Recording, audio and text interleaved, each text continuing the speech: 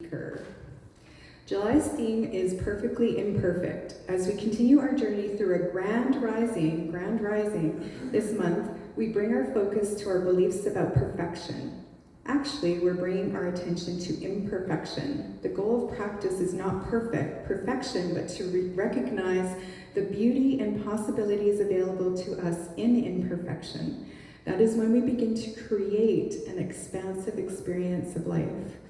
So help me welcome Audrey Beaudry. What if perfection isn't the goal?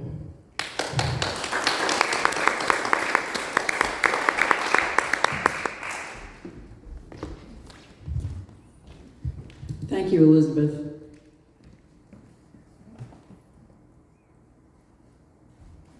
April, you might want to come and look at Zoom here. It's not on.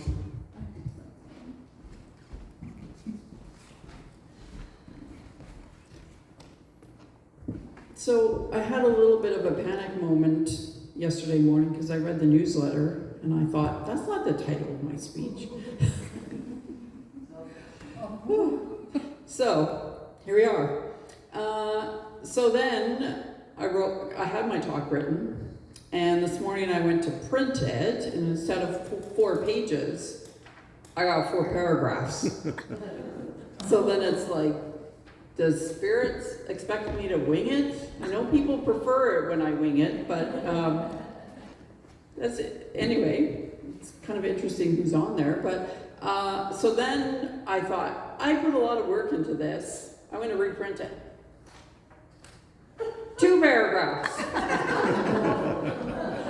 Imperfection. And I was like, I know between Reverend Steph and April and me, I always have the shortest talks. That's ridiculous.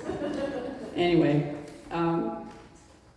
so I did get a good one printed here. So Grand Rising, everybody. So today I invite you to explore a liberating idea.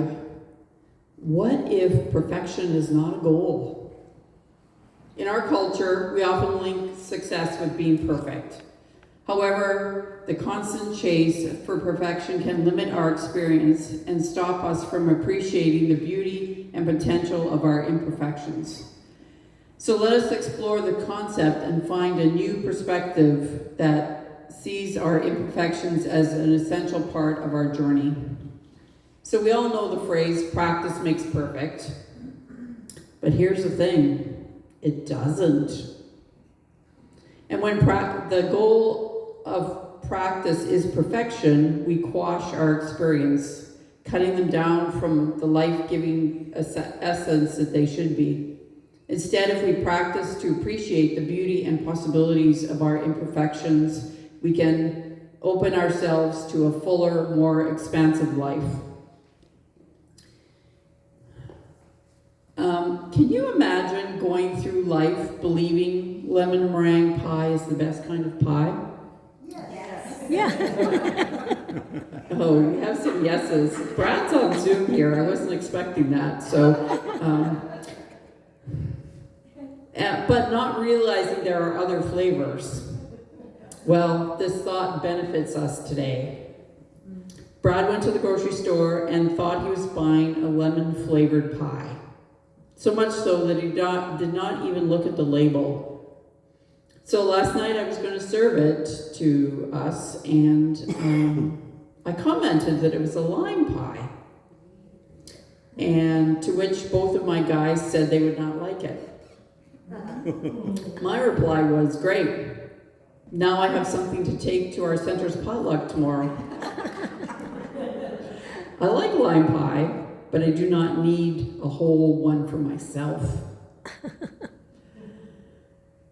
So in this case, perfectionist narrowed his focus, fixing on a limited ideal and disregarding the vast and diversity of life experiences that includes lime and or rhubarb meringue pie, which we just experienced in the last month, and my mic has gone off.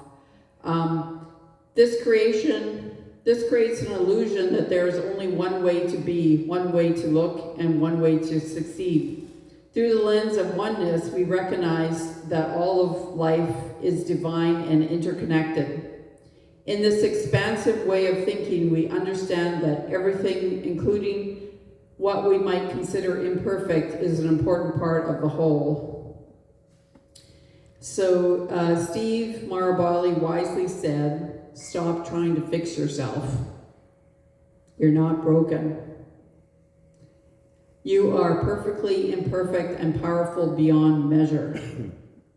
This statement reminds us that our imperfections are not flaws to be fixed, but unique expressions of the divine. By expanding our outlook and knowing the divine presence in all things, including our imperfections, we open ourselves up to deeper sense of connection and appreciation for the inherent beauty and diversity of life. When we embrace imperfections as an integral part of our spiritual journey, we honor the divine wholeness that includes everything. We begin to see the imperfections that are not hindrances, but opportunities for growth and self-discovery. Our mistakes and challenges become valuable teachers, guiding us towards greater understanding and wisdom. Maybe the pages are stuck together. To give you an Ernest Holmes quote, and this is from The Science of Mind, "The only reason we are limited is that we have not allowed the divine within us to more completely express. Our divine individuality compels infinity to appear in our experience as duality because we have a belief in separation." This was written in the 1930s, but it highlights how our beliefs in duality, in the separation between perfect and imperfect, limit us. By releasing the need to measure up to an unattainable standard of perfection, we reclaim our power and liberate ourselves from self-judgment. So, here's a story. Once upon a time in a small village, there was a skilled potter named Leah. She was renowned for her beautiful pottery, each piece crafted with the utmost care. Among her creations was a simple clay bowl, which had a small but noticeable flaw, a slight uneven dip on one side. This imperfection made the bowl look asymmetrical, and it did not hold water perfectly. Feeling disappointed, Leela placed the bowl on a back shelf, thinking it unworthy of selling. One day, an elderly woman from the village, known for her wisdom and kindness, visited Leela's shop. Her name was Amma. As Amma browsed the shop, her eyes fell upon the flawed bowl.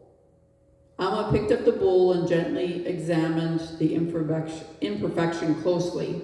She smiled warmly and said to Leela, "This bowl is beautiful in its own way. May I have it?" Leela hesitated, picked up the bowl and held it gently. Leah hesitated, examining the flaw and offering a more perfect bowl instead. But Amma insisted, "This bowl speaks to me, is perfect for what I need." Curious, Leela asked the purpose of the bowl it could serve. Amma explained, "I grow herbs in my garden and I often forget to water them. This bowl, with its little flaw, will slowly let the water seep out, providing a gentle, constant flow to nourish my plants."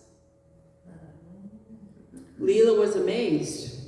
She had not considered the bowl's flaw could be its greatest strength. With gratitude, Amma left with the bowl and it became a treasured tool in her garden, nurturing the herbs that would go to heal many in the village. From that day on, Leela viewed her work differently. She realized that imperfections could serve a unique and valuable purpose, often unseen at first glance. So perfectionism is holding us back, stopping us from taking action and truly enjoying life. Always trying to be perfect can make us feel like we're never good enough and ready or ready to chase our dreams. But if we accept our imperfections, we allow ourselves to grow and be authentic. This shift opens the door to personal transformation and more fulfilling life. Another, story. Do you remember a Real Beauty campaign the Dove Company put on maybe a decade ago? They talked about women as a society feeling they're not heard or seen. They reasoned that this was true because women were too hard on themselves and not letting their pictures be taken. Because they did not think they looked good enough. And if I remember correctly, there was one of the videos that had women of all age look at headshots of other women and privately comment about it. The women were always complimentary, and when they were given a photo of themselves, the women were not as gentle with the compliments that they had to themselves that they had been to others.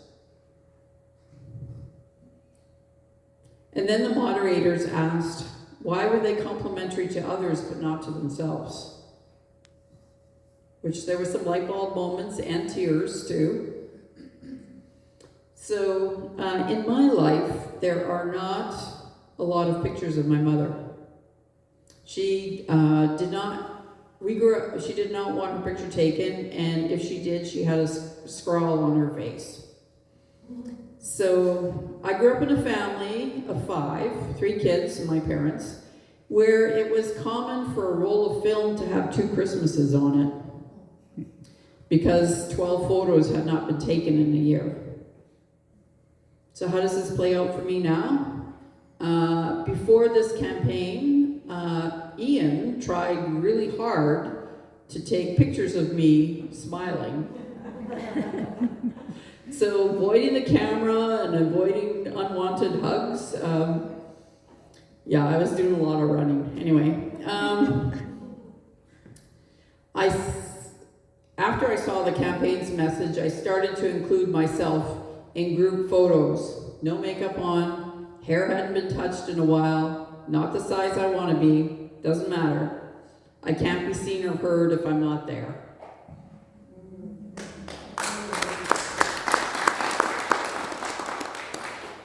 So there's this great quote that's been in the quilting community probably 5 or 6 years. Done is better than perfect. This is a simple yet powerful idea that encourages us to take action, not to fuss with minor mistakes, to finish the project even if they are not perfect.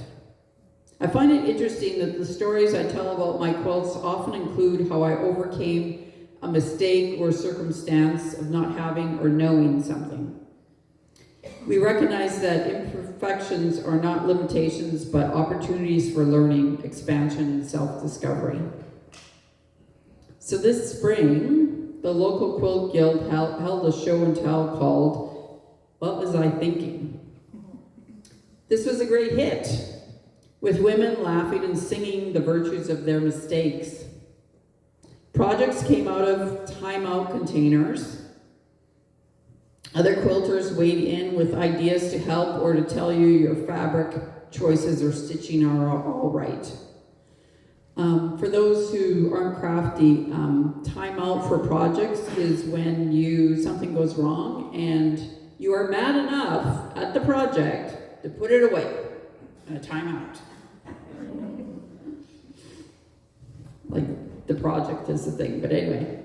So, do you have something that's in timeout that's not going perfectly? Jeff, Barb, Glenda's shaking, Elizabeth, April. Maybe a gate latch to fix, having friends over for dinner, wearing sandals when you don't have a good manicure, pedicure. Just saying.